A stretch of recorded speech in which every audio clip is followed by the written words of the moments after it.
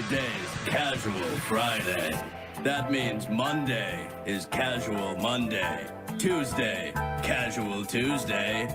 Wednesday, Casual Hump Day. Thursday, Casual Thurs. That's what we call it. And Friday, Casual Shabbat. The Majority Report with Sam Seder.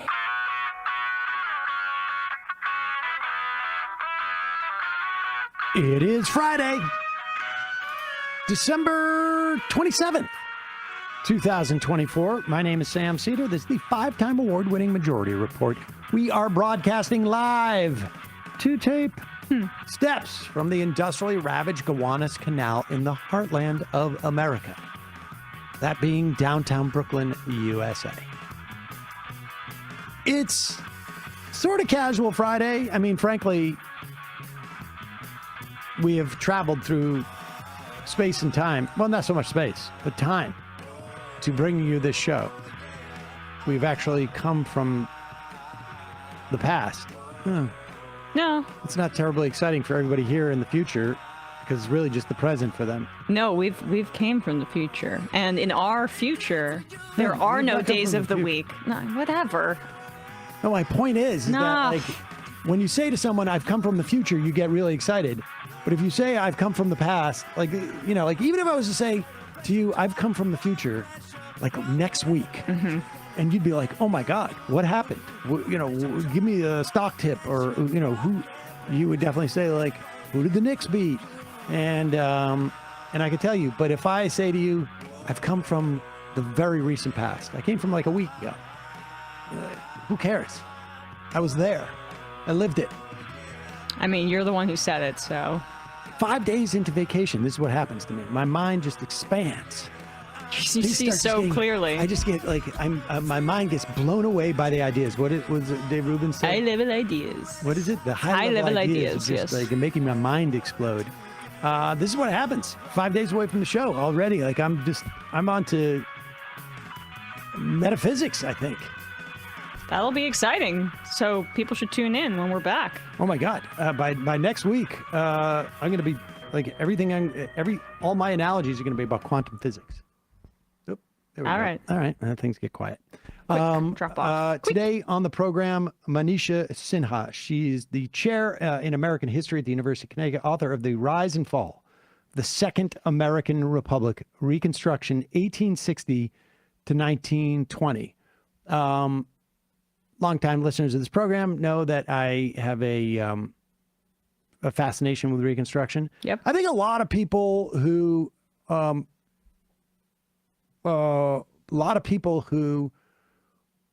want to both imagine a time or a potential, timeline for a better America, want to have optimism in a future America, but also want to look and like see how we got here. Reconstruction is really the fundamental period. It is without a doubt, I will say unequivocally, in like grade school and stuff like this, just not taught nearly enough.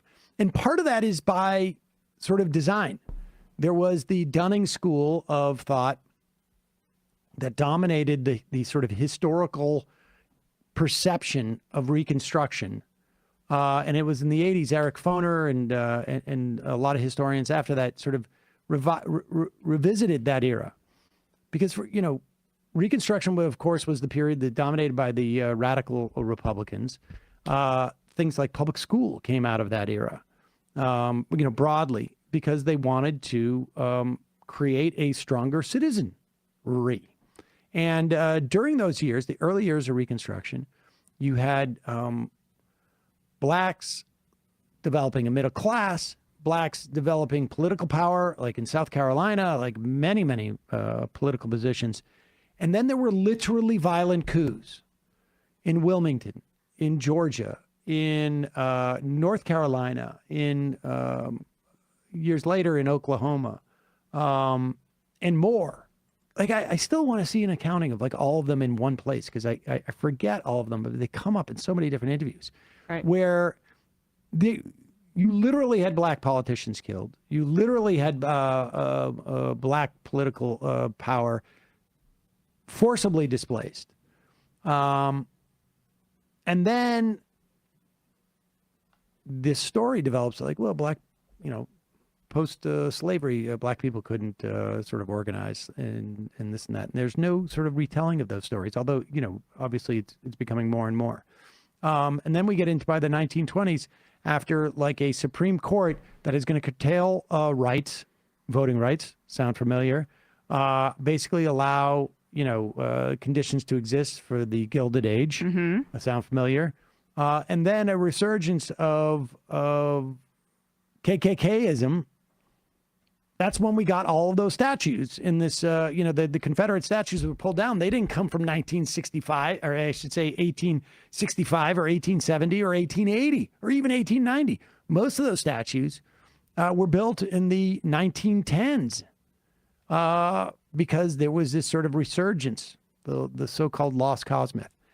So this is interesting stuff. You should check it out. Matt's going to put some YouTubes on there. And I just want to remind you, our favorite sponsor this time of year, you've already gotten through Christmas, so you probably don't, need it as badly as you did before then. But there's never a bad time to enjoy all of Sunset Lake Seber's quality products. They're a great company, real movement partners. They have donated tens of thousands of dollars, things like strike relief funds and refugee resettlement, Planned Parenthood. And it's good stuff too. I mean, and if, say your New Year's resolution is you want to get more sleep. That's one of mine. Sunset Lake, very helpful. Good night oil. That is my fave. But they also have some with melatonin if that's your jam. But also, I know a lot of people love the Relax gummies. Oh, yeah. Those go a long way. But they've got smokables. They've got lotions and salves. Check them out. SunsetLakeSeberday.com. Use the coupon code LeftIsBest. You'll get 20% off. All right, folks. We're going to be back. We still have a couple more shows, best ofs in 2024. 2024 is still with us. But in the meantime, enjoy this interview with Manisha Sinha. This was from September 30th of 2024. So relatively recent, maybe our most recent best of 24. Enjoy this one. And there's, visions of what the country could have been and maybe visions of what the country could be in some of this. You will check it out. And we will see you on Monday with more best ofs.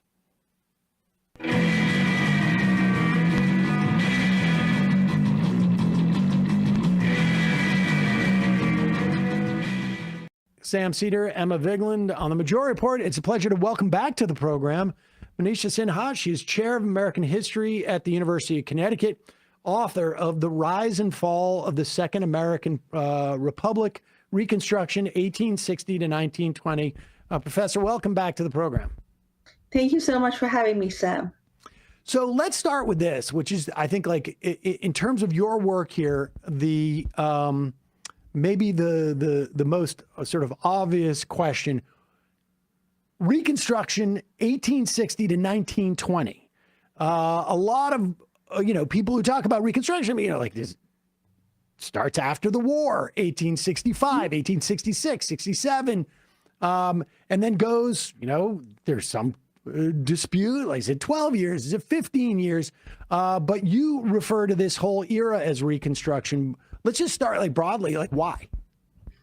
Yes, that's a great question. The traditional understanding of Reconstruction, which is the period immediately following the Civil War, as you said, it starts in 1865 when the war ends, and usually the period goes up to 1877 when the last Reconstruction state governments fall in the South. There's a so-called Compromise of 1877, which some historians dispute now. And that's the traditional chronology. And so Reconstruction doesn't make much of an impact on people looking at American history. It just sort of seems to last a very short while, and then it's gone. And I thought in order to really understand the pivotal role of Reconstruction in U.S. history in shaping our present-day political traditions and understanding some of the issues that we still live with, that we had to look at the start of the war. Or even with the election of Abraham Lincoln in 1860, when the first southern states leave the Union. And really, I extended the timeline right up to the end of the 19th century because Reconstruction doesn't really get over until you have in place the disfranchisement of Black men in the South and the Jim Crow system, which is green-lighted by the Supreme Court in Plessy versus Ferguson in 1896. So my book pays a lot of attention to what I call the unwinding of Reconstruction between 1877 and 1900, and then looks forward a bit to the 19th Amendment in 1920 that gave women the right to vote. I call that the last Reconstruction Amendment. I mean, it does, like, you know, following your work here, it really does sort of feel like we need another word, we need another era.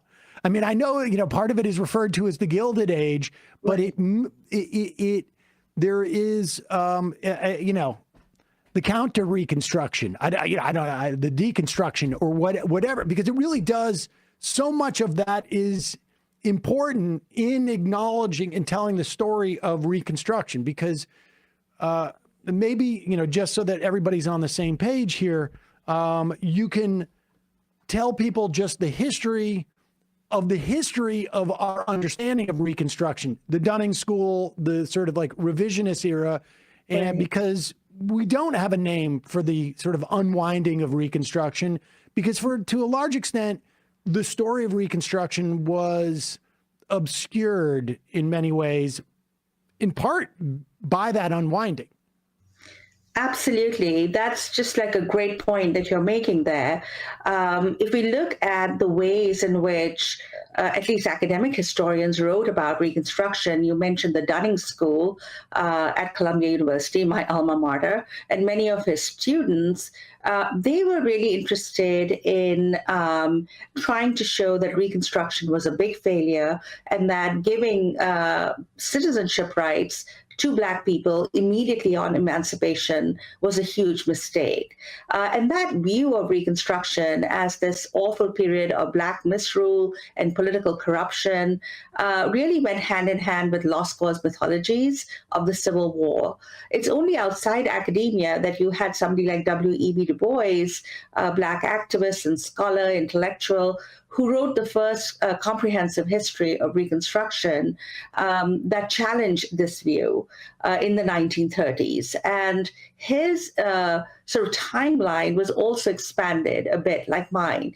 He also looked at the 1880s because he was interested in looking at exactly how Reconstruction was overthrown through a combination of domestic racial terrorism in the South, but also the ways in which the Supreme Court gutted federal civil rights laws and the Reconstruction era constitutional amendments. And then we had historians who sort of went back to the traditional timeline. My own mentor, Eric Foner, who wrote the book on Reconstruction in the 1980s, went back a bit further. He went back to the Emancipation Proclamation in 1863, but he also ended in 1877. And I guess my book is a bit of a sequel to his book because I really did want to look at this period after 1877 because a lot happens then. There are still experiments in interracial state governments in the South, in North Carolina, in Tennessee, and Virginia in the 1890s. There is still a lot happening in this period. And as you mentioned, you know, we look at this period normally as the Gilded Age, but the takeoff of industrial capitalism in the North is really connected to the fall of Reconstruction and to the North's sort of giving up on this project of interracial democracy in the South. And I should say, I mean, I think for a lot of people, there's an awareness of this, but I think it's always important to remind everybody, when you say domestic racial terrorism, it's not a metaphorical, or I mean, that's not, we're talking literally pogroms, violence attacking Black politicians, Black middle class, whether we're talking like Wilmington or Atlanta, Oklahoma, I think people are aware of, but I mean, there are multiple examples of this, ranging from like how many people were killed, how many people were threatened, firebombed, whatnot, driven out of office, et cetera, et cetera. All right, so let's get into sort of those things that lay the groundwork for Reconstruction, and then into the era that we're you suggest it is not like that there is a tension within the Republican Party, in which remind people it was the radical Republicans, but they lost their power in this. So there wasn't a sense that the Republicans saw that, Reconstruction as they had planned it as a function of these emancipatory amendments to the Constitution were failures, and they had decided to turn course. It was that the sort of counter-revolutionary forces, if you want to say, simply gained more strength, and in part because of what you were saying was happening with the Northern industrialists. Absolutely. That's just such an excellent point. The notion that somehow the radicals or the abolitionists, who the radical Republicans were closely associated with, simply gave up on this emancipatory project is simply untrue. The fact is that their opponents outlasted them. In the South, as you mentioned, there is a full-scale campaign, and I should say domestic racist terrorism with,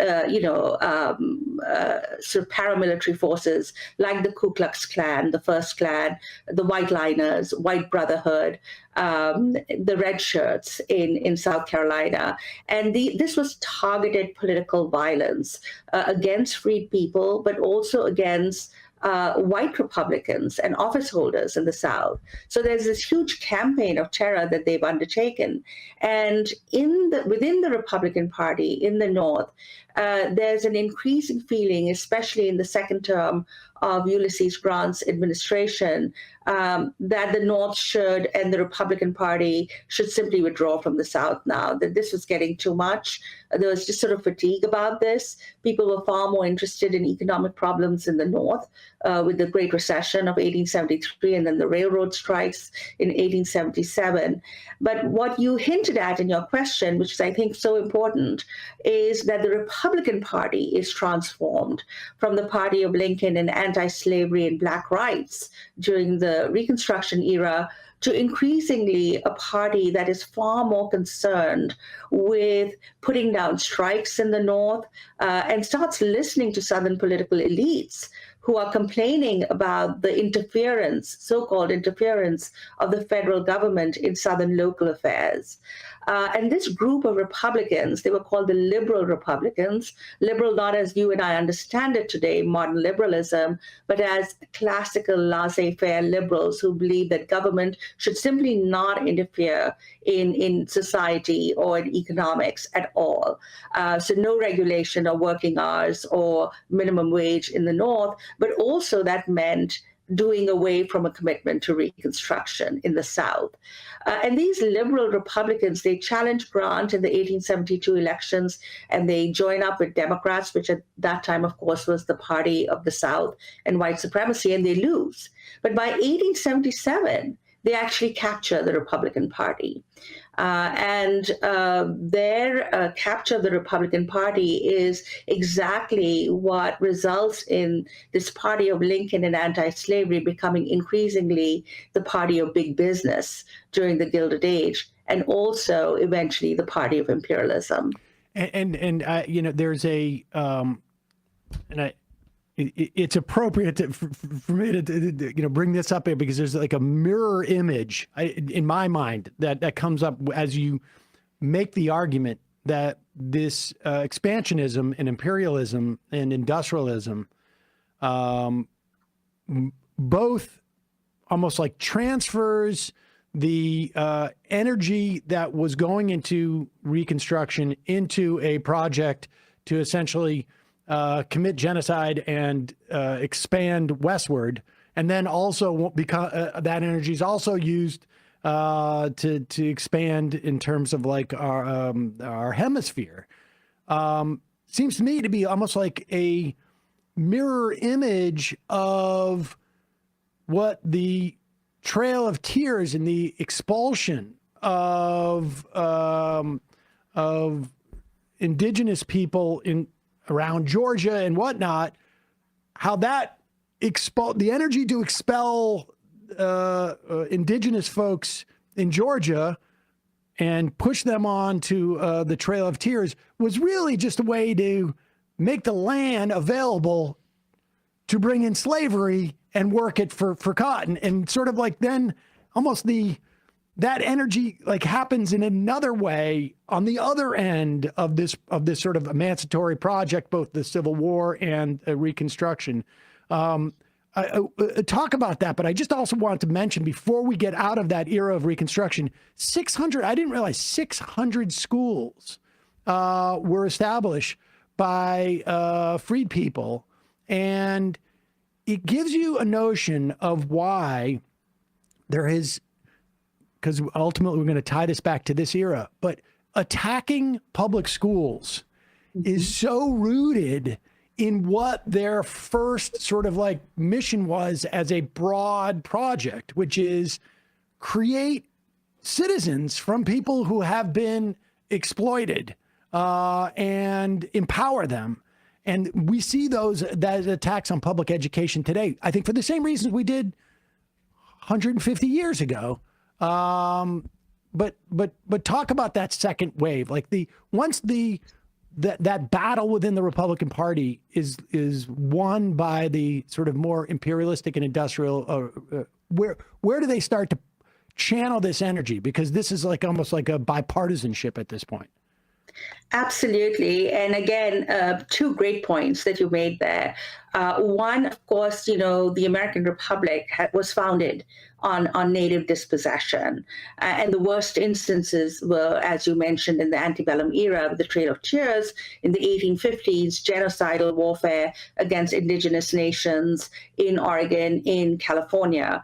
And many Southern slaveholders had this vision of a pro-slavery empire in the West that would be based on Indian dispossession and Black enslavement.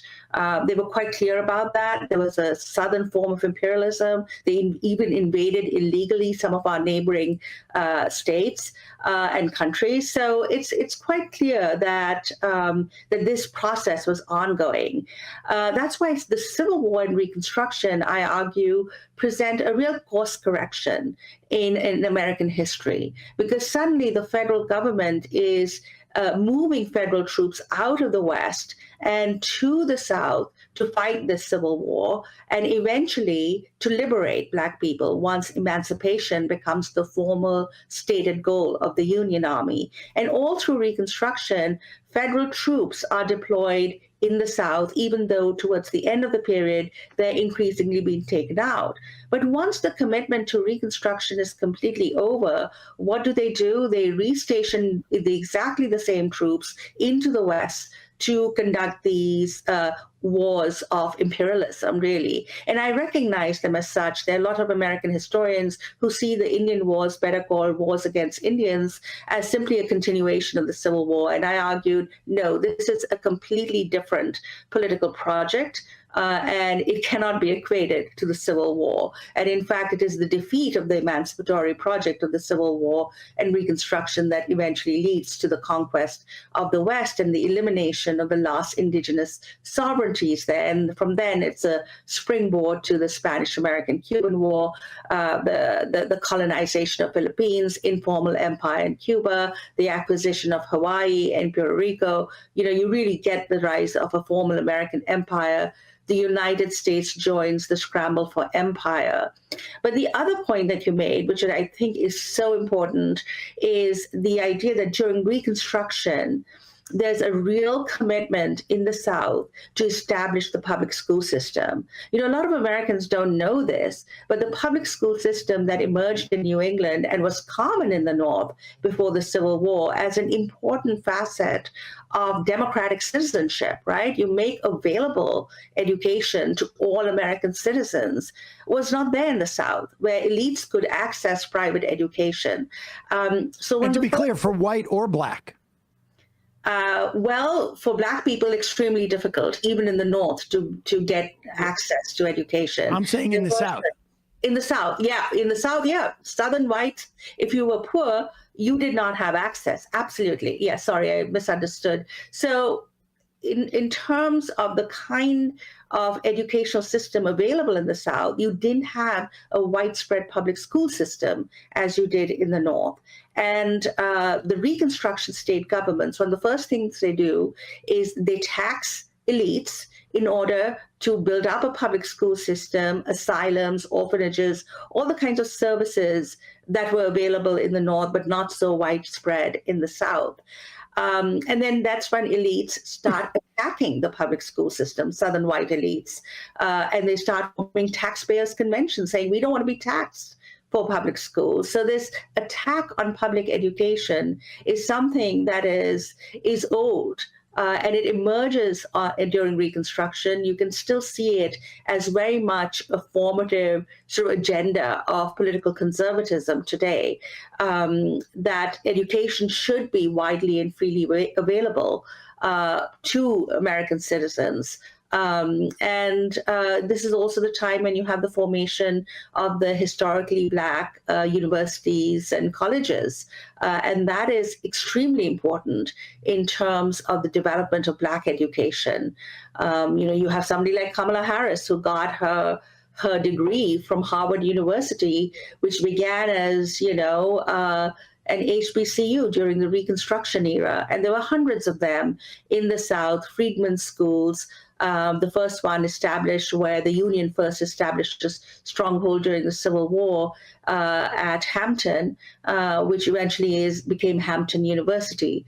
So this was one of the huge achievements of Reconstruction that we normally don't talk about, and that is the emergence of the public school system in the South and the emergence of historically Black colleges and universities. Well, I guess this is a two-part question. Was the assault, the sort of like the counter-revolutionary impetus to attack the public schools, because they were able to close a lot of those schools, was that, how much of that was pure racially motivated versus class motivated? Because we see this also in the restrictions on voting in the South, that we're just as happy to dispossess poor white votes as we are any Black votes, essentially, because neither one of them is our constituency. So that's the first part of the question. And does HBCUs, do they survive because on some level there's a sense of like, well, who's going to get there if we undermine, K through 12? We don't have to worry about the sort of like political threat associated with the small, and I guess presumably from their perspective, sort of an upper class of Black people, a more sort of like economically elite Black population, because they'll be small enough that, and maybe our interests will be slightly more aligned, that they won't be as much of a political threat. Yes. So again, two excellent questions right there. There's this debate in Southern history, the race versus class debate. And I wrote about this in my first book, which was a book on Southern political history. This notion that somehow that there was sort of white liberty based on Black slavery, so all whites were sort of equal and free together. And this is such a wrong way of looking at Southern history, because we know slaveholding planters in particularly aggrandized economic and political power in the antebellum South at the cost, particularly, of course, of the enslaved, but also of poor whites and white farmers in the South. So this notion that somehow a race trumped class and that class did not matter in the South is incorrect. I mean, these people were conservative at all levels. They were racist. They were tended to be misogynist too. They were very much against the abolitionist movement because they saw it as a threat in terms of arguing for women's rights. And they were also elitist. They were classist. They had malapportioned state legislatures that overrepresented slaveholding counties. Pretty much what the 3/5 clause did for them at the federal level. They were overrepresented and they aggrandized political power. And this was a constant debate in the South. So after Reconstruction, when you have all these disfranchisement plans that are put into place, whether they're poll taxes, literacy clauses, yes, they end up disfranchising a lot of Southern whites. And once Black people are locked into this sharecropping system and Reconstruction is overthrown and they enter these sort of debt peonage relationships with planters and merchants, that happens to Southern poor whites too, many of whom also fall under the trap of disfranchisement. And some of them more particularly, lose their farms, become tenants and sharecroppers. So the fall of Reconstruction has an adverse impact on democracy as a whole and on Southern society as a whole. And there is this sort of provincial elite in the South that does this. And they are quite tolerant of the HBCUs, maybe because they're not racially integrated. One of the main things that they were worried about in the public school system was to, in fact, segregate these schools according to race. And once you have the rise of the populist movement in the 1890s, that poses a bit of a challenge to these democratic elites in the South. And at that time, of course, remember the Democratic Party was the party of white supremacy and states' rights and racial illiberalism. They go about disfranchising poor whites thoroughly also. For African Americans, there were various strategies on how to survive the fall of Reconstruction. And Booker T. Washington, who emerges as the sort of foremost accommodationist to this new segregationist regime, makes an argument that maybe Black education should not be so much in liberal arts or fighting for political and civil rights, that it should be really a vocational education so that Black people can fit a certain position in the Southern economy. And his Tuskegee Institute in Alabama does that. So there is a real attempt to limit Black education.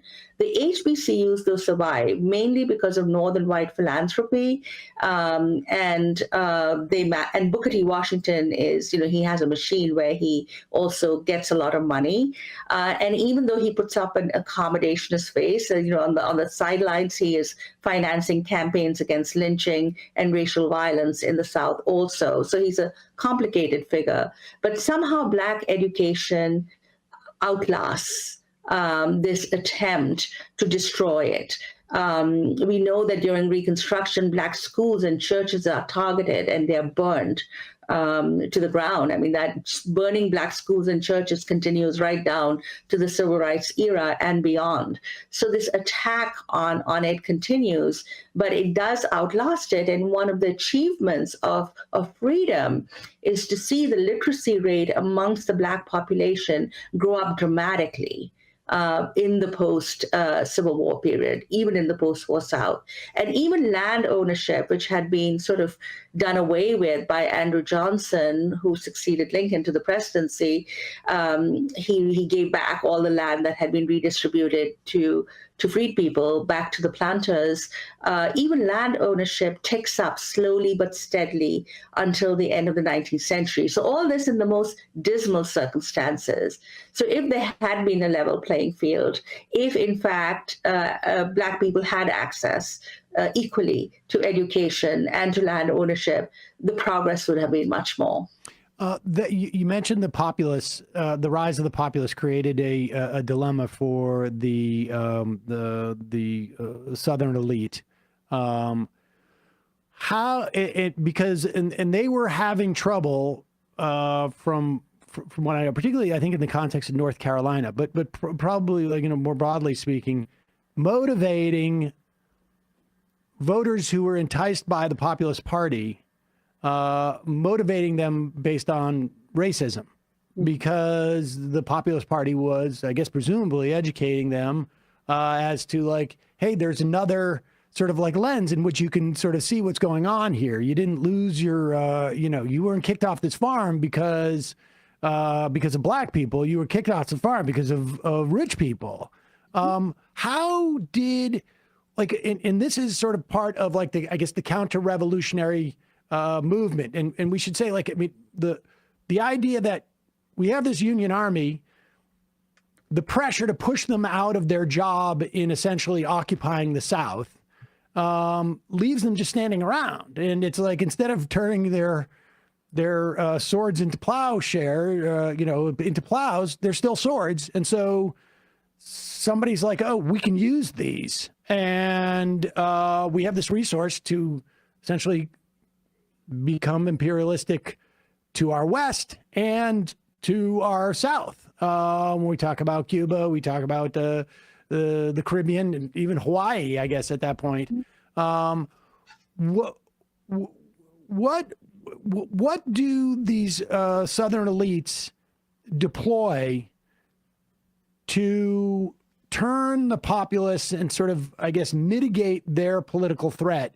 And then it feels like that whatever it is that they unleashed carries through into the 1920s, essentially. So, the graphs go in two different directions. At one point, you do have women's emancipation, at least in the context of the vote, but you also get this rising sort of racism. How do they do that? Yes, again, great questions right there. The populist movement is really important. They may not have been completely racial egalitarians in the South, but you're right, they had developed an economic critique of large planters and merchants in the South, including the railroads, and how they were squeezing out ordinary farmers. So it really takes off in the West and in the South. And they had really progressive ideas. I mean, they wanted to abolish the Electoral College. They wanted to give women the right to vote. They wanted the federal government to intervene in the economy, develop a kind of a collective system to make easy credit available to farmers. So their vision, their economic vision, would have really upended the plantation system, which was wringing poor white people and Black people dry. And they do win a measure of political power. And African Americans are organized in the Colored Farmers Alliance, their own alliance. They're organized in the Agricultural Wheel, which was particularly popular in Arkansas, which was basically agricultural workers who were predominantly Black. But they do manage to form a political alliance in North Carolina, as you mentioned. They form a fusion government that comes into power at the state and city level.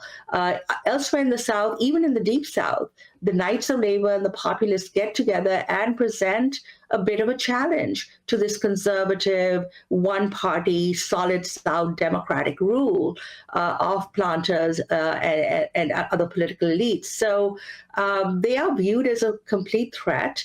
Eventually, of course, they are sort of incorporated within the Democratic Party by 1896, and that's pretty much the end of populism.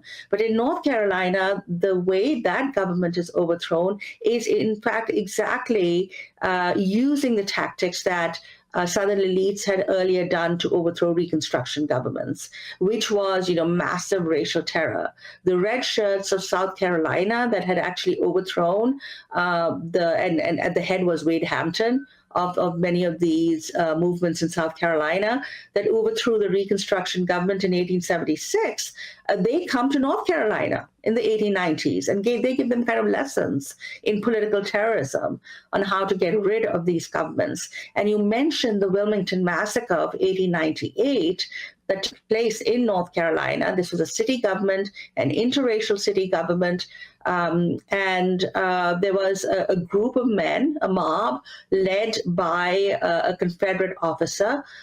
In fact, a street was named after him. It was taken down only after the George Floyd protests, who literally massacred hundreds of African Americans and destroyed the city government in a coup. literally a coup, a political coup. And what's interesting about this Wilmington mob is that many of the men who constituted it were part of the Wilmington Light Infantry that had fought in the Spanish-American-Cuban War that same year. So you can see the connections between imperialism and the notion that somehow non-white people are unfit for self-government or for the rights of citizenship, a lesson they had learned, apparently, from overthrowing Reconstruction in the South, and then they disseminate throughout the Pacific and the Caribbean. And certainly at that point, the acquisition of Puerto Rico, but the brutal colonization of Philippines, which was very much like the Indian Wars, because no rules of warfare were implemented. You had awful torture. Waterboarding, for instance, was invented during the so-called pacification of the Philippines. And the very same generals that had conducted sort of uncivilized warfare against the native nations were doing this in the Philippines, massacres of civilians, and etc. So I think it's important to understand how all these things are linked. And I tried to do that in my book. It was a complicated story to tell, but I think one that was important to tell because too often American historians had seen all these developments as simply the growth of the nation state and the growth of the federal government during Reconstruction. Many historians before me who had tried to expand the boundaries of Reconstruction, like Richard White, et cetera, had made that argument. And I'm saying, no, this was a completely different project. And the reason why you have all this happening is precisely because Reconstruction failed or was overthrown, rather, and not because you have the growth of a powerful nation state that can suddenly do all these things. It had to be diverted from a particular progressive political project to a particularly reactionary one. And that's the only way one can understand the contestation during this period. And that's where I guess I want to move back to the North to talk about the liberal Republicans and the takeover, I guess, of that ideology with the Republican Party, how quickly that happened. Two, was there this kind of sense of like, okay, we diverted our expansionist resources to fight the Civil War. We were unable to fight, both the indigenous people to take their land and then also fight the Civil War. We couldn't do that on both fronts, right? And so it's time to get ours, right? It's time to get our money. It's time to expand. It's time to cash in. Was that part of it as well? Like this kind of sense that we've won the Civil War and now it's time to triple down on expanding and then even going, beyond the bounds of North America as well? Well, one could say that the Civil War was successful. It was won by the North. The peace, especially after the overthrow of Reconstruction, is won by the South. So the liberal Republicans do take over the party already with the 1876 presidential elections. I call it, as Sam referred to earlier, the counter-revolution of 1876, because not only do the Southern interracial state governments fall, but Rutherford B. Hayes, who becomes president, appoints all these liberal Republicans to his cabinet, and he tells the federal troops in the South to stand down. He doesn't completely remove them, but he moves them back into their barracks, which basically means they're ineffectual in enforcing Black rights. And the only way the U.S. Army, that had expanded a lot during the Civil War, sort of retains somewhat of a larger presence is because it is then deployed in Indian warfare. But this is a very different project. It doesn't sort of stem seamlessly from deploying them in the South. In fact, by the end of Reconstruction, many Black Union soldiers have certainly been disbanded, and the level of the troop presence in the South has gone down dramatically. So all these things do happen, but it is not as if it's the same state doing the same with the same goals or the same people. The liberal Republicans have come into power. Conservative Democrats are constantly challenging federal laws in the South.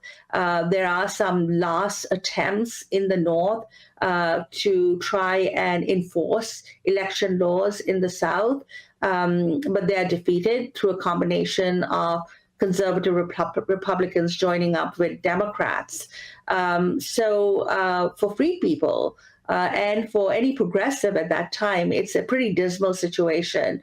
On the one hand, you have a Republican Party that has completely, left its progressive origins. And on the other hand, you have this kind of states' rights, anti-government, anti-public school systems, anti-any progressive legislation for labor, women, or Black people, a highly racist party in the Democratic Party.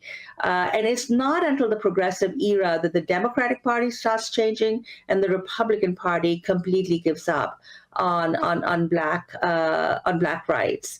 And we get our modern political party system of today, which is cemented during the Civil Rights Movement, eventually with the Dixiecrats leaving the Democratic Party. So I don't think that it is simply a natural result of the growth of the state, because conservatives, especially within the Democratic Party, remain huge critics of what they call big government, even then. And so we can trace the roots of many of our political traditions in terms of modern liberalism and conservatism, precisely to the politics of Reconstruction and its aftermath. And to be clear, it feels like, the story of this is nature abhors a vacuum, and that as the federal troops go back into their barracks, essentially, it gives the opportunity for the rump, I guess, of whatever the Confederate movement was, both its sort of military wing and its moneyed wing, and the idea that they literally have to wage violent coups, or the existence of some violent coups present the threat in other places. Like they leverage it, it's like you only have to do it a couple of times before everybody gets the message as to what can happen to you and your family. That energy that is associated there both essentially eliminates the memory of what has taken place there. On Monday, we had Black politicians here. On Friday, we don't. And by the following Monday, we never did. And that energy is where we end up moving into the first couple of decades of the 20th century, where there's this like triumphant, violent racism. And by 1920 or so, we've got 6 million. We've got literally 6-7% card-carrying members of the KKK in this country. Absolutely. People forget that the South waged a form of guerrilla warfare immediately after the Civil War that they kind of don't give up on. They never accepted the results of the war. Why does Reconstruction succeed in places like Germany and Japan after the Second World War, but it doesn't in the South? Because for the most part, and most of them in those two countries had actually accepted the results of the defeat. The South never accepts defeat. It gets encouraged by the Johnson presidency.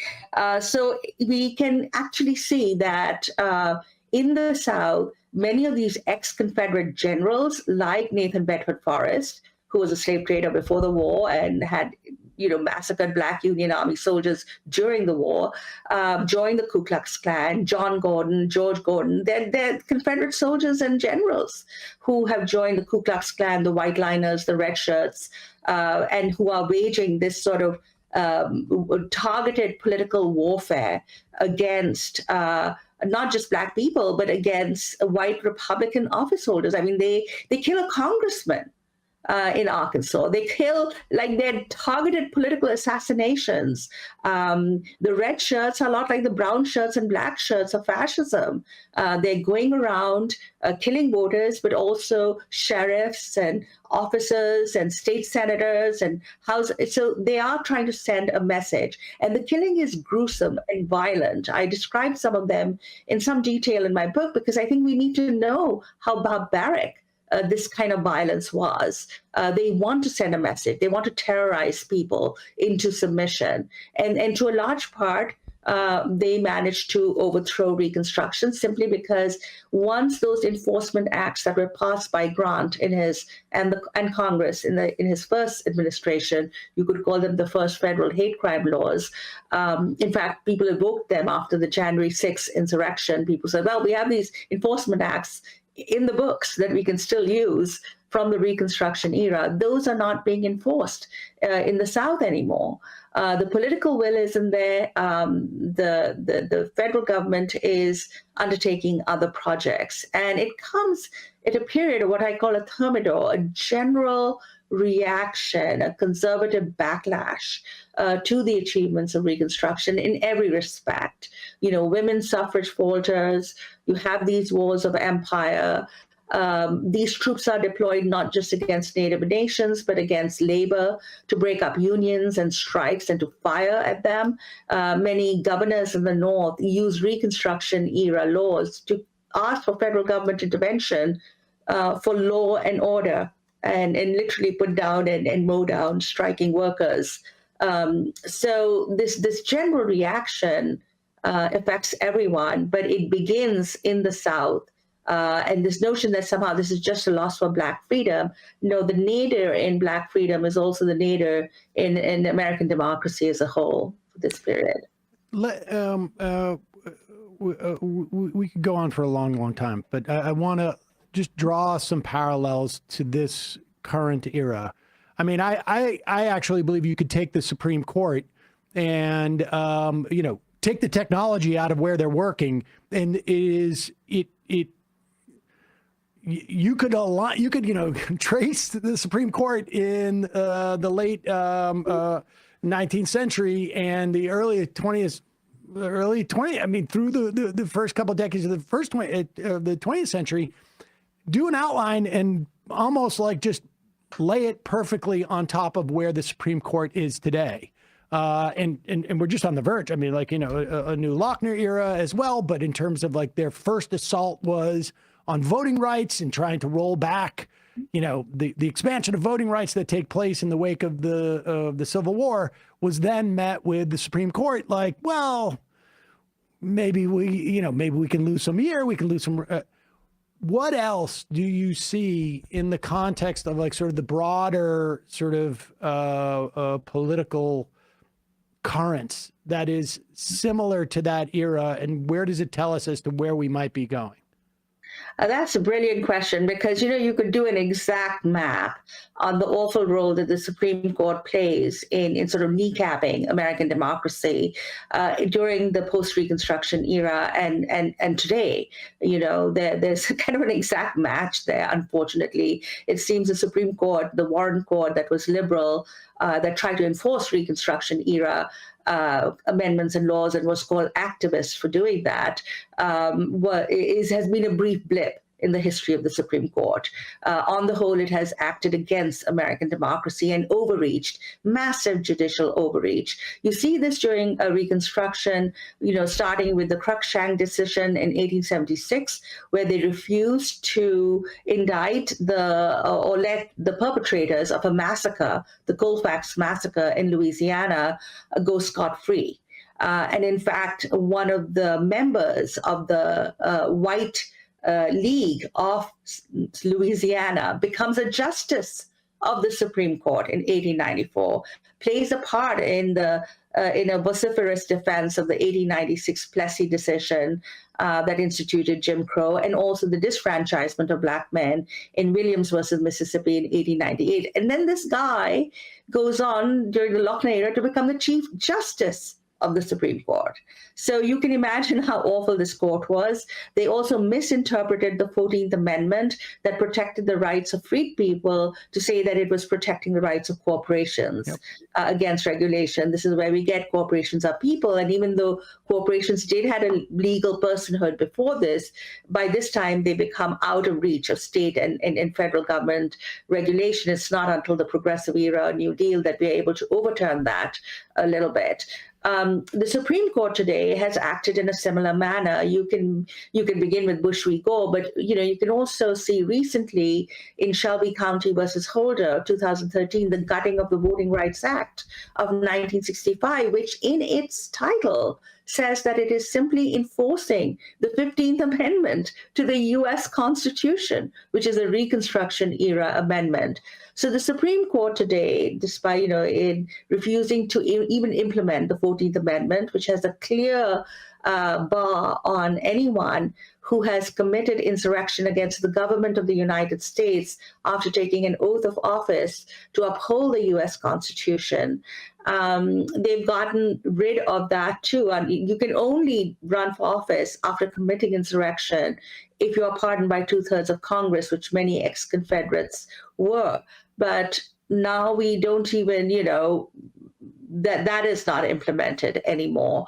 There's so many parts of the 14th Amendment that, if implemented today, our democracy would be more secure. For instance, if any state indulged in voter suppression, then they would lose representation in Congress. It was never implemented during the Jim Crow era, but we could implement it today against bad faith attempts to suppress voter turnout and kick people off registration rolls. We are seeing that happen as I speak today.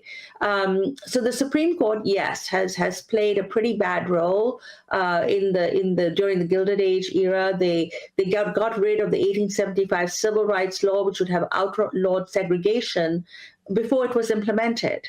So there's a whole host of decisions that they make that make it easier for us to have Jim Crow and rapacious capitalism, right, without any checks from the government. So I think the Supreme Court as a whole has played an extremely anti-democratic and conservative role in our history. Maybe with the exception of the Warren Court and some others, it's not been a great history. I mean, it's sort of fascinating because that era of the Warren Court is also, if you look at as far afield as Thomas Piketty and his argument that that era, more or less, in terms of wealth inequality, was also a blip in an otherwise sort of specific trajectory, or not even a trajectory. It's sort of like a stasis. But so lastly, culturally though, in terms of what we're seeing, the political forces, because in many respects, right, it took a while. LBJ said we've lost the South for, a decade. And it really turned out that he,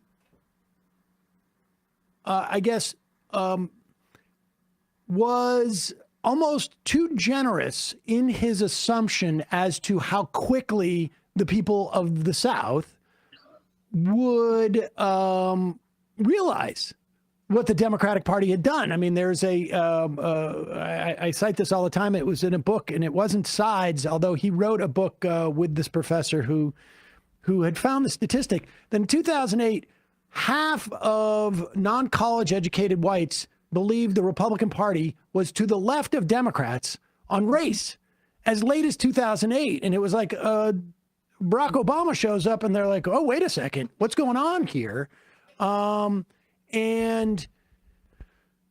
it feels like the elites are doing the same thing they did in many respects as a way of sort of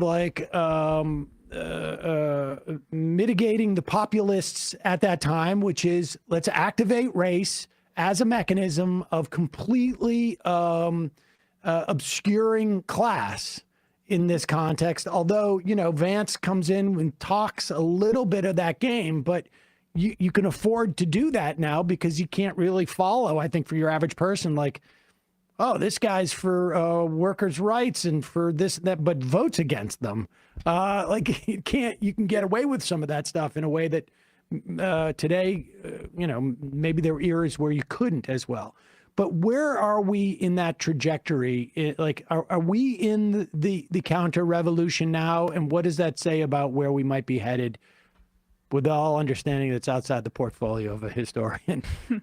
No, this is something that really interests me, and that, students often ask me, this partisan realignment that takes place, starting with the New Deal, I would say, where African Americans slowly, and the great migrations to northern cities, they start moving towards the Democratic Party.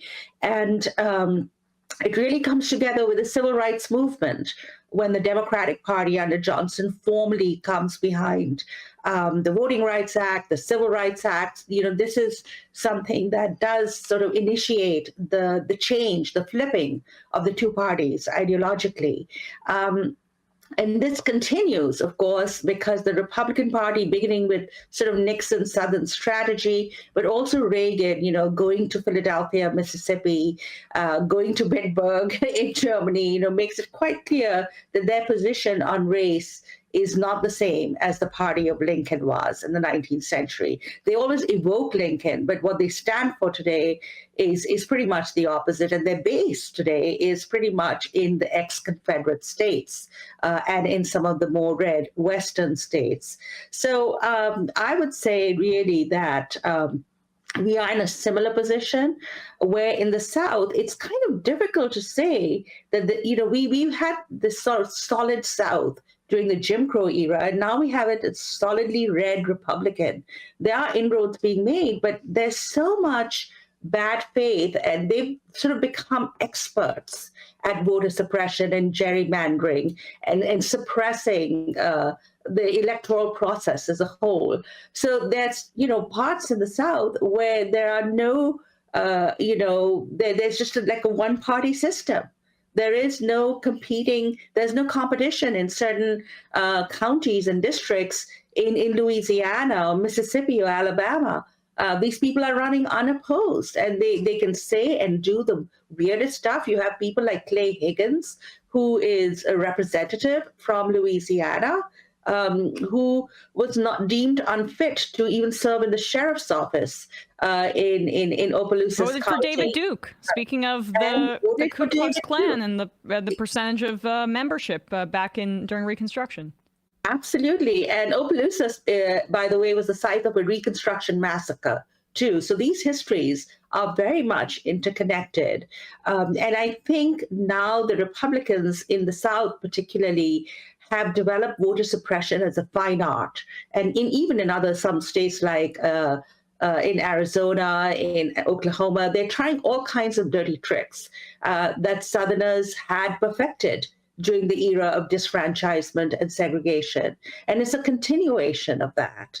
It's a continuation of those. But I would say, yeah, maybe we are at that moment where the Supreme Court's behaving like that. The Republican Party today is certainly behaving the way the Democratic Party did in the late 19th century. But the good news here, because I'm, I guess, a perennial optimist, is that we are aware of that and that we are fighting against it.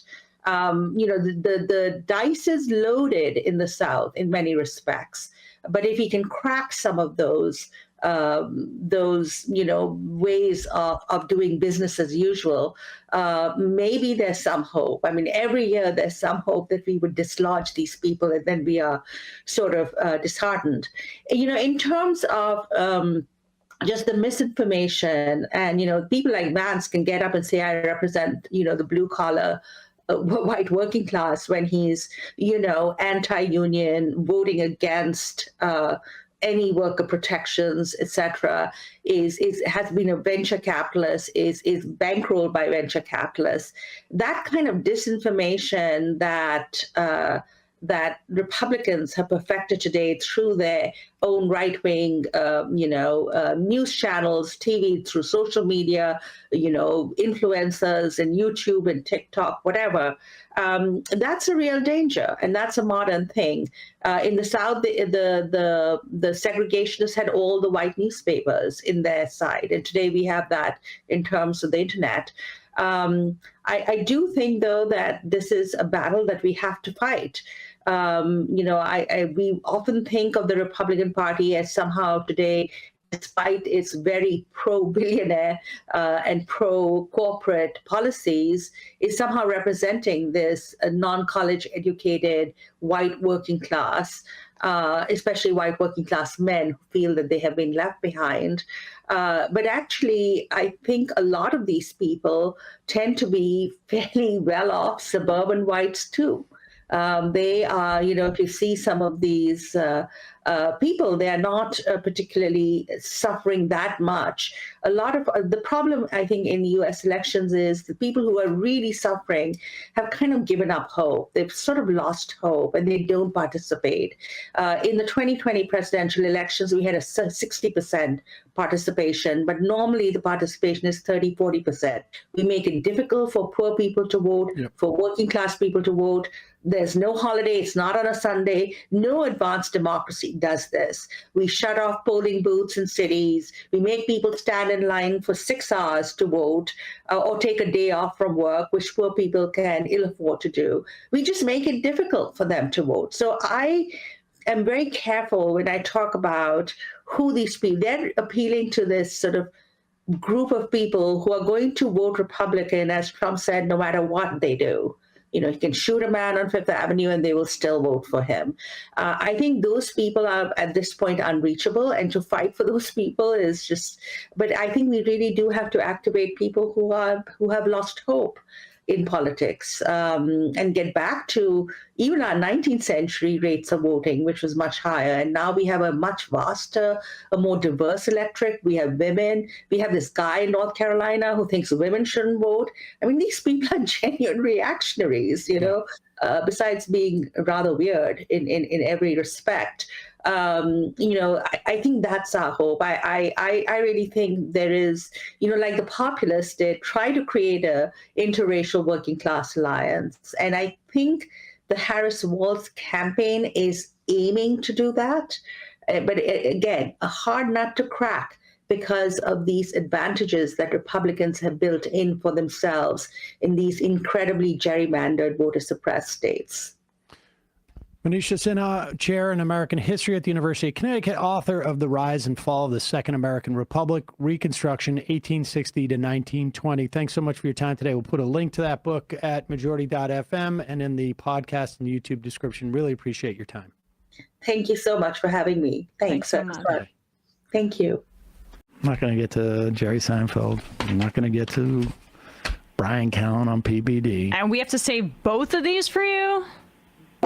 Greedy. Seinfeld having some sort of... You can do some Seinfeld. Believe me, some Seinfeld. Sublime ego. Oh my God! Just the size of self-satisfaction between the two of them. It's amazing. And you know what? That's me going back to North Dakota. Don't play the first part, because the first part, the first 2 or 3 minutes shows how deeply shallow Jerry Seinfeld is. I mean, it's such a petty thing, but it shows how deeply, incredibly shallow. His comedy is shallow. He is as a thinker, as a. Or do you have to go? Can we do 5 minutes? Yes. Okay. All right. Just play this. Yeah. Play this. This is I know this is so small, in all of the Jerry Seinfeld, but nothing illustrates how deeply shallow this man is as a thinker, but also as an artist, as a comedian. How untethered he is from stuff. Go take it. You know what I'm talking about? It's just right at the beginning. Okay. Yeah. So today I'm a little fachada, right? Fachada? Verklemmte? Yeah, I'm not quite sure the difference, but For Miss. Is this Jewish enough, this show, for you? Not yet. Not yet? Not yet. Just riffing. Good stuff. Good stuff. Well, Jerry Seinfeld, welcome to Honestly. Thank you, Barry. It's my pleasure to be here. How's the coffee? That's pretty good. Yeah? Yeah. I have this new bit I'm doing about that coffee is the most important thing in a human's life. That when you get to your last Pause thought it for 1 before you second. move on. Okay. I want you to know I watched actually a couple of minutes after this. But he's doing a new bit. I mean, I love, and maybe just, I'm going to be generous here. Wow. They just cut. they cut to that, although I don't know how. I mean, the first question is, how's the coffee? Because she's so uncomfortable and she wants to make sure the coffee's good. And he launches into like, well, actually, that reminds me of me. I am doing a bit that coffee is the most important thing in a person's life. Whoa. Okay. He's doing a bit. Buckle up. This is his artistry. He's doing a bit that coffee is the most important thing in a person's life. Okay. Now, continue. That's pretty good. Yeah? Yeah. I have this new bit I'm doing about that coffee is the most important thing in a human's life. That when you get to your last thought before you move on to the next world, whatever it is, it will not be about your relationships or your accomplishments. All right, pause it. Also, I just have to stop here, and we're going to go back a little bit. She's laughing because she doesn't know where she's supposed to laugh. I mean, she's so devoid of a sense of humor. Oh, yeah. And so intent and so excited that she has Jerry Seinfeld here, probably as a function of his like newfound Zionism and anti-wokeness. She's counting the views already. Yeah, she's laughing at what is his setup. I mean, it's upsetting enough to listen to somebody laugh at the part that he thinks is funny about this, but the part that he doesn't even think is funny, you can hear her laughing. She's just so excited. Well, the funniest part for me is that they're drinking from free press mugs. This is her thing called the Free Press. It's her pro-free speech publication. Have they commented at all on the largest crackdown on student protest and free speech? But I want to stay just in this moment here, okay? I don't want anything broader than just this moment. Because remember, coffee's the most important thing. All right, I won't get it. Most important thing. It's the last thing that you're going to think about when you die. Here we go. Wow. In a human's life, that when you get to your last thought before you move on to the next world, whatever it is, it will not be about your relationships or your accomplishments. Your last thought will be, that was good coffee. So as The rest was complicated, but I enjoyed the coffee. So as I pass on to the world to come, or as you do rather. Yeah. What coffee will you think of? What's your best coffee? Not this. What's your favorite? It's great. I love any coffee, but I don't know. Somehow when you're in like Italy, it seems like it tastes better of France. Okay. All right. So the only reason why I just say this is like from an artistic and comedic standpoint, he's just said that coffee is the most important thing in people's lives. What kind of coffee do you like? I don't know. I don't know the stuff you get in France or Italy. Like, I mean, just contemplate this for a moment. Coffee's the most important thing in people's lives. This is what the premise is. It was so funny. Because why? Because you think it's good and you might die right then? That's just the last thing you think about. Because coffee's the most important thing in your life. Except for what kind of coffee do you like? I don't know. Yes. French or I like going on Italian? vacations. Yeah, like European coffee. Like, I mean, just think about Famous Europe coffee. the thinking that goes into, like, he wonders why comedy has passed him by. He wonders why his frosted cereal Pop-Tart movie is being met with total derision and lack of interest. It is because the level of thought that goes into his humor is so shallow, and other things too, that even the most important thing to a person's life, according to the premise of his joke, maybe if you go to Europe, like, the joke there is that. It's that he thinks it's the most important thing in his life, and he can't even name a style of coffee that he likes. To be fair, he says he's working on the bit, so maybe he'll come up with something at some point. Yes. Maybe keep that one, What great behind the scenes inspiration. Well, I'm so inspired by this. I'm so deeply emotionally invested in this. But do I have I don't have an opinion on what is good coffee. I just have an opinion that it's the most important thing to people's lives. I mean, this is why the guy complains about the gay kink, because everybody's like, dude, nobody knows what you're talking about. It's all in your head. It must be a head trip to be as rich as a king, like a gay French king, for instance, and also like lose the ability to be funny. Well, everyone that he deals with, if this guy did not have his millions of dollars, and people in comedy understand this. If he didn't have that level of money, no one would even aside from not remembering his name, but nobody would be going back and looking at old Jerry Seinfeld tapes. has it ever been more clear? He was the least talented actor on that show, Seinfeld, from just like an acting perspective. And also just like in the years since, we said this before, like he's just, even though he has all those millions, it's not enough because he's made B-movie and frickin' Frosted Flakes Netflix special, and his comedy writing partner has gone on to win many awards, and it's become quite clear who was really driving that bus. Speaking of which, speaking of that bus, let's just watch this one clip. Now this is funny. Oh, the curve? Yeah. Now this is funny. Hey, Larry, come for Shabbos dinner one of these weekends. We had Barry Weiss last Friday night. She's fantastic. Hey, Larry. Wow. Incidentally, that's just so you know, that's shorthand for this guy's a schmuck. And that was how old? That clip? 2021? Yeah. Wow. I love him. I can't That's believe great. that. That is like, it's, I mean, people probably didn't even know, but that was like, yeah, it's like, how do we articulate that this guy's a schmuck? Oh, I know, Barry Weiss is coming over. Oh, gosh. Fantastic. Folks, I'm going to read a couple IMs and get out of here, but not very much. Sorry. I went too far today. Number 13. I just had to, that Jerry Seinfeld thing, like, because I sat down, I'm like, I got to watch this, see if there's any clips to pull out of it. I couldn't get past. I thought we were going to get to the part where he cried, but I guess we'll save it. No, that's tomorrow. you can do that one tomorrow. I just was so like coffee's the most important thing in the world, and then like, what kind of coffee do you like? Yeah, I don't know. This is like I don't think about it much. This is our RFK Tim Pool thing, which is this is one for Sam, one for Emma. Right. You can do the his and part. hers. Exactly. Yes. Well, I want to see him cry. Yeah, that'll be fun. Yeah, I just like it just from an artistic perspective, it's the most important thing to humans. It's not even. It doesn't even hit. Like you really on your deathbed, you're going to be thinking about coffee. Yeah, no one I still thinks don't that way. understand it. I still don't get it at all. Me neither. I mean, I might be It's the thinking most about important thing because if you die, you won't be thinking about the last thought that you get to your head because you'll be thinking, I like this coffee. But it shows how shallow of a human being he is, because coffee very well may be the most important thing to him, and he doesn't even know like the first thing about it.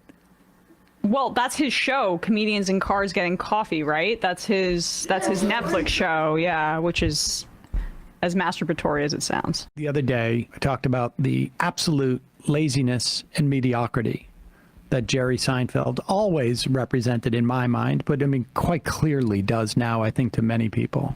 When he talked about his new bit, he was very excited about his new bit where coffee, because coffee is the most important thing to people. And right before you die, you're going to think about your coffee. And then when asked, like, what's your favorite coffee? I don't know. Italian or France, it seems like to taste better there.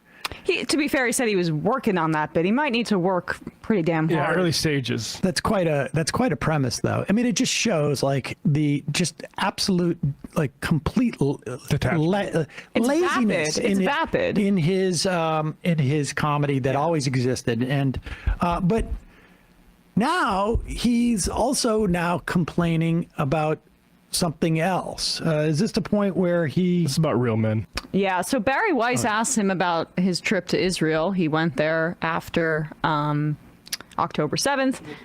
Jerry also, you can find photos of him posing with the IDF and a bunch of machine guns, like a real tough guy, this multi-millionaire who wanted to cosplay as someone committing a genocide. So Barry Weiss also supports the genocide. She's the free speech warrior that hasn't commented once on the historic crackdown on the free speech of college kids protesting a genocide, and she's affirmatively supported it. Yes, but her whole premise, this is on her network, The Free Press.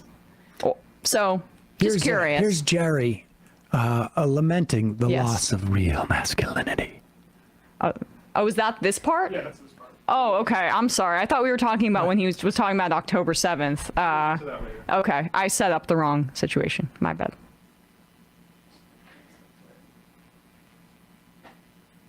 and Yes. fulfill this many years long development of his Pop-Tart bit. Right. But on the other hand, I couldn't help but wonder if part of it is maybe your own nostalgia for this time that feels like another planet, or at least Well, another of course country. it does.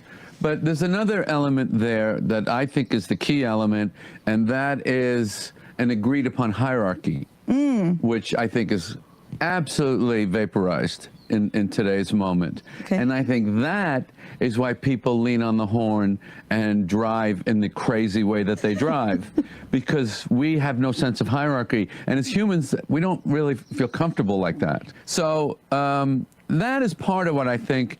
Pause it for 1 if you second. wanna- I want you to just like contemplate what he's saying here. This is about as reactionary as it gets. And the idea of like lamenting that we don't have a hierarchy anymore. Now, combine this with his crying in the past, and by crying I don't mean literally, but crying about like wokeism and leftism superseding whatever it is that he wants to talk about. In other words, like, this is what I've been saying about the whole cancel culture as it is. Cancel culture has always existed. He just doesn't like the fact that he's no longer in the position and represented by the cancelers. That he's now, his views are no longer relevant. His stupid jokes are no longer relevant. This is, you know, and I don't want to just write it off as just like some 70-year-old man complaining that, you know, the kids aren't, you know, I'm not hip anymore. Jerry Seinfeld was never hip. He was, his comedy was always pretty empty and mediocre and run-of-the-mill and acceptable to like the lowest common denominator. And Larry David Larry made that David show. was his friend, and Yeah. and then you know Jerry was a good cipher for this type of comedy. But now it's even more explicit. I mean, you're complaining that we don't have the same hierarchies that existed in the 1950s. Tell us more about these hierarchies. Go ahead. So that is part of what I think is, if you want to talk about nostalgia, that's part of what makes that moment attractive looking back. And the other thing is, as a man, can I You say sure that? you are? Are you? I've always wanted to be. I didn't ask your pronouns before we I've began. always wanted to be a She's real the man. worst. I never made it. But Pronouns. Oh my God! Oh my God! This is. Oh, you didn't give your pronouns beforehand. Wait, is this the first time anyone's ever made that joke? Oh my God! Is it? Oh my God! What are your pronouns? I don't care. Hey, guys, look out. Jerry's going to do our one joke. Yeah. All right, go ahead. This is just amazing. Sure you are. Are you? I've always wanted to be. I didn't ask your pronouns before we I've began. always wanted to be a real man. I never made it. But I really thought when I was in that era, again, it was JFK, it was Muhammad Ali, it was Sean Connery, Howard Cosell. You can go all the way down there. That's Howard a real Cosell? man. I want to be like Pause that it for a someday. second. Howard Cosell. All right. Who's Howard Cosell? Howard Cosell was a sportscaster, and he was actually a great guy. But I wouldn't, like, you know, he wasn't. He interviewed Muhammad Ali a lot, and he was very supportive of Muhammad Ali, particularly at times where Muhammad Ali would get in trouble. Incidentally, Muhammad Ali, very much a leftist. Oh, yeah. Yeah. There is 100%, no doubt, where Muhammad Ali would be in regards to what's going on with Israel and Palestine. I'll tell you that right now. Yeah. Like 100%, no doubt. I mean, he spoke out against the occupied Zero. territories. Yeah. Zero. Yeah. Zero doubt. But that's not the part that Jerry liked. He just liked it. He was like he had A real man. Big muscles. Big muscles. Cut. Well, no, I never really grew up. I mean, you don't want to as a comedian because it's a childish pursuit. But I miss a dominant masculinity. Yeah, I get the toxic thing. I get it. But still, I like a real man. You said something the other day that I just... Wait, how does she just like on. let that move on from that? Like, What do real men do? What do real is that? men Like, do? what is he talking about? Like, honestly, like, I mean, I would really like to examine what does a real man do? Real men date children. Real men, what is he talking about? Like, what is it? What is it that combines that Muhammad Ali and JFK shared in his mind, and Howard Cosell? Like, this is just a guy who, grew up and wanted everything to be dominated by men. Like, I mean, he's literally calling for it. He's saying that, but it's also like... Isn't it gross to him that he's being interviewed by a woman? He says that he never grew up there, and I guess that was somewhat truthful, because this is all like heroes from his childhood that he's saying we need to return to. Yeah, you sound like I don't know, you're like, oh, I miss my teddy bear. I miss Muhammad Ali. I miss Daddy. I miss Daddy. I miss when I got to hear Howard Cosell call boxing matches. It's like, okay, yeah. I mean, I miss SpongeBob. Oh gosh, when could we go back to real masculinity? Him making the serial movie to escape to a time where hierarchies were imposed is like, I would project that onto him and be like, well, I'm probably psychoanalyzing too much. He just admitted it. Yeah. Unbelievable. And here's the part where they talk about his trip to Israel. If you want. Here he shows off his masculinity here. Right, exactly. Off target. So that's, to me, comedic. You know. You were in Israel Yes. since the war started. How was that trip? The most powerful experience of my life.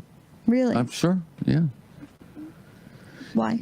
Be so close to a slaughter of people and not even be aware of it.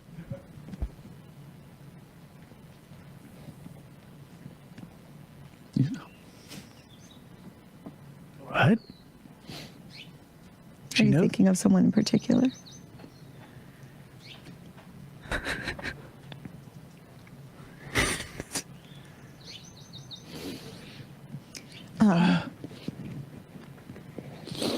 Sorry. One thing that I've been thinking about is how a huge part of the way you think about comedy She's got to pretend is how the to cry, audience never too. lies. Wait, what? Wait, Right. hold on. But we're just going to blow through that? Like, this is some hard-hitting journalism. Like, In other words. why are you crying? Well, okay, so the official government of Israel tweeted out that video, okay? And I was like, oh, but they just wanted to show him getting, like, it's propaganda or whatever. They wanted to show him getting emotional, and then maybe he said something bad that they didn't want to include, so they cut it off, and it was just him being wordlessly crying. No, that was the extent of it. No follow-up. What more do you need to know? I mean, I would have asked, like, she said, are you thinking of someone in particular? And he's like, well, what? And and the obvious question is, are you thinking about how you've been so supportive of a country for so long, and you're seeing the horrible destruction and the killing of children and whatnot? No, something different? Oh, they gave you a car. Like what's going on here? it's just him. He is right. He's never grown up. Israel is what he was told in his mind is a bastion of goodness. It's a place for him to go to get connected to his roots. And there's nothing even to worry about the settler colonial project and the genocide. Don't worry. It's just so sublime you can't even put into words. It really is. I mean, let's see where she goes with this. I have another issue that occurs to me that I hadn't contemplated, but let's. There is I don't think Jews do well in an age of mobs. And I feel that right now she's in gotta our pretend culture, like it's she's really gonna cry. easy to form mobs. Yes, really easy. And what's the difference between the audience never lying but when does the audience kind of tip into the mob? Do you see where I'm going with that? I do. There's something. They won't laugh at my gay king joke anymore. They won't laugh at my gay king joke anymore. That's why I'm crying. Because maybe it's because I'm Jewish. I don't know. There are mobs of Israelis stopping aid trucks getting into Gaza, just to note. Yes, that's not the mob. But when I do my gay king joke, they laugh. So there you go. They probably do love the gay king joke. They do. I'm sure they do. They think it's very funny. You know, that is something maybe instructive for him, that people who may find that joke funny also support Israel. Like, maybe, I don't know, what you're saying is pretty right-wing. There's some kind of comedy that flies in Israel that might not fly other places. Exactly. Why is that? Would you like to examine that? The thing that I really take away from this interview, I mean, aside from, the mediocrity of his thinking and the cloying that's going on here, and the fact that he basically cops to being just a total reactionary, and that explains all of his opinions on everything. I don't know if he's a billionaire. He certainly has hundreds of millions of dollars. Like, dude, what are you wearing like a polo shirt for? Like, this is when Jerry Seinfeld was a kid, when he was a high school student, like, to wear a polo shirt meant you were really cool. Mm-hmm. But come on, Grandpa. I mean, yeah. The Ralph Lauren polo shirt, it's so weird, I think. It's such a weird thing to do. But the whole situation is weird. Why are they having this conversation? What truth are they coming towards? Like, I love how Barry White's fake cries to the vocal fry. Did they want to get into the specifics of Israel, or just like the general feeling? Because if you guys want to get into the specifics, that might bring you into some uncomfortable places. I think a better commodity is just raw emotion, and just put that out as propaganda. It works for who he needs to work on.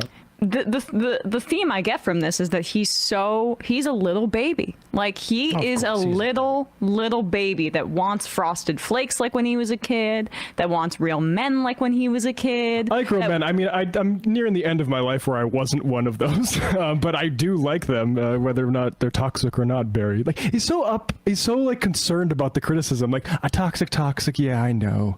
Like, why do you who's care? that anxious about Well, that? that is such the epitome of a right-wing mentality. I don't care what policies he subscribes to. I'm talking about a mode of thought that, after having listened to Rush Limbaugh for decades, that was what Rush Limbaugh did.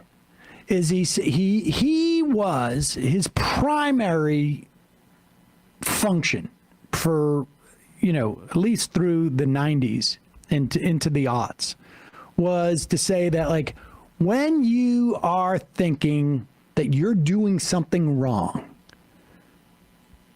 and that doubt creeps in, I am here to tell you that you don't have any doubt. Like, and he would be explicit about this. Like, he would be explicit. He was doing a little bit of, the self-helpy Jordan Peterson stuff. Was it's religious thinking. Do not have doubt. Exactly. And you're going to hear its doubt, and it's going to make some sense to you. Like, yeah, I get it. Toxic masculinity and all the rape that take place, and in the show business where, so many women, it was just a function, their careers were a function of, whether, some movie mogul, I get that. But how do you get from, being aware of that to just dismissing it by just saying, saying the words? You need to nurture a right-wing mentality and aggrievement that overpowers that. And that's all that's on display there. It's fascinating. Dan from Columbus says, Jerry Seinfeld wasn't hip. Of course he was hip. What other childless 40-year-old knew more than him about what high schoolers were talking about in the 90s? It's a good point. Yep, it's a good point. He was fair. close to the culture. Fair. So close he could almost grope it. Folks, we're not going to have time for phone calls. We should have never turned the voicemail off by mistake. A couple of you have been waiting for almost 50 minutes. Apologies. I like how you say we should have never done that, as if such a disastrous choice. I felt bad. I feel bad. Yeah. And then I thought, like, okay, well, I'll leave them hanging on there. Also costs us money. Wait, I mean, yeah, it ain't free. Oh. It ain't free. Comes out of your salary. Emma. Yeah, there Oh, you go. damn it. Why did you do that? That was your 401k right there. Dizzle McPhysical. We already. You underestimate the level of personal agreement that drives our politics in America, dude. Oh, no, I don't. Oh, no, I do not. Andy from Kansas City. I don't know if you were here for the zero-sum wars, but to my mind, the biggest driver of that Trump agreement is exactly been expressed by Jerry Seinfeld, which is, I miss the hierarchy that existed before. And there is no doubt that over the course of the past 40 or 50 years, the financial situation for individuals has slowly been degraded. The amount of work, the ability to lead a quality life has been degraded. Things are very expensive. Things are very often precarious. There is no doubt. But that sentiment, the reason why we don't have, after those 40 or 50 years, seems to me, of a stronger pro-worker movement, although we are seeing it, come out of like after COVID, there's a little bit more of that sort of like consciousness and solidarity, is because there is a significant percentage of the country that looks to television, that looks, and because what is he talking about? Howard Cosell, Muhammad Ali, JFK. And it's interesting to me that his real man is Muhammad Ali, as opposed to, say, Martin Luther King. Right? I mean, it's a sports figure. Like, it's like, I'm sure he could have said John Wayne, like it's like cowboy, sports figures, but the idea is that like Jerry Seinfeld, when he grew up, even if it wasn't him, it was someone like him that was centered. And which is why interesting that he says Howard Cosell, because no one else in the world would say this, but Howard Cosell was he was relevant, he was a sportscaster, but his relationship with Muhammad Ali and the idea that somehow Howard Cosell could be centered in that question of like real men is very odd. It's a very odd choice if you're aware. Well, if you're aware of just like that dynamic, the idea being that like, the idea that people like Jerry Seinfeld are no longer centered in our culture is the thing that, bothers him, and in many respects, I think drives a lot of the Trump votes. Well, I'm sorry, dude, but your writing partner is very centered in culture. I mean, I don't know if Larry David has ever been more relevant to people. But Larry David specifically is, but but that's the problem with Jerry is he's upset that he doesn't have anything to say that's relevant anymore. It's not just age or people but I'm making a more general point about which is the hierarchies. Yeah. And within the context of the hierarchies, it is the case that when Jerry Seinfeld looked at TV and saw famous men, everything was about men. Right. Everything. Every ad, every TV show, everything was about men and white men. Everything was about people that was sort of like somewhat situated like Jerry Seinfeld. Yep. And people of that generation, and maybe, a little bit younger, and maybe even my age as well, a little bit younger even, we grew up with, like, even if it was an ad with a mother, it was a mother to a son who's, got stains on his knees, on his clothes. And that's why you need Gain, soap or whatever it is. Well, I mean, it's part of why I don't have, I would say, an emotional attachment to older movies, that even when I appreciate the artistry of them, it doesn't necessarily, I think, grab me in the way it does like my dad or something like that. And that's in part because it's not for me. Like, a lot of it wasn't, I don't think, and some movies there's some wonderful old films, but when the women aren't writing the material sometimes, or I'm not even like talking, and I'm a white person, there are swaths of black people, of Asian American people, whoever, where this media wasn't for them either. So I think it's easy for someone like him to be nostalgic about it, because it was all, as you say, centered around. Somewhat, it's all for him. Centered. People like him, people like me. It was basically it. And when you don't see yourself, I say this all the time. Like, what's that black guy doing in the Cialis commercial? That should be me. That type of thing. Like, honestly, like regardless of what it was, in every element of our society and culture was, broadly speaking, just a function of like me in some other context, or me in my fantasy. Like, I could be a big boxer, or I could be Howard Cosell, or I could be president. Like, right. Like, it was just all of the things he's talking about were just not available to women at that age. We're not available. There is an opportunity for black people if they're in sports, because he's not admiring Muhammad Ali because of the fact that he wouldn't go to Vietnam. He's not admiring Muhammad Ali because Muhammad Ali would have, been on the other side of this conflict with Israel and Palestine. He's not admiring Muhammad Ali when he said, the entire power structure is Zionist. They control America. They control the world. 100%. No. He's admiring him because he's a strong guy boxing. I mean, it's not just an example of how shallow his thinking is, how reactionary it is. And incidentally, also, it gives you an example of how reactionary Barry Weiss is, and why they speak to the right wing in this country, because it is grievance. And it's grievance based upon just their status that they have lost in some fashion.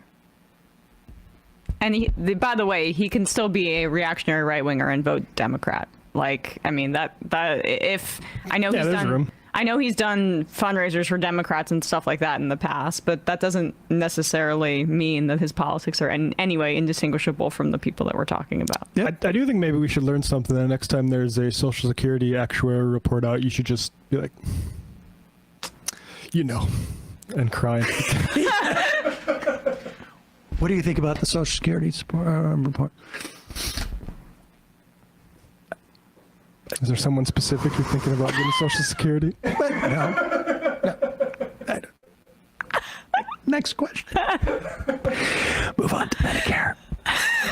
Move on to Medicare, please. Oh, God. Hey, folks, don't forget to hit the subscribe button and check out our daily show. We do it every day at 12 p.m. Eastern for about 2.5 hours. We even take phone calls. You should check that out.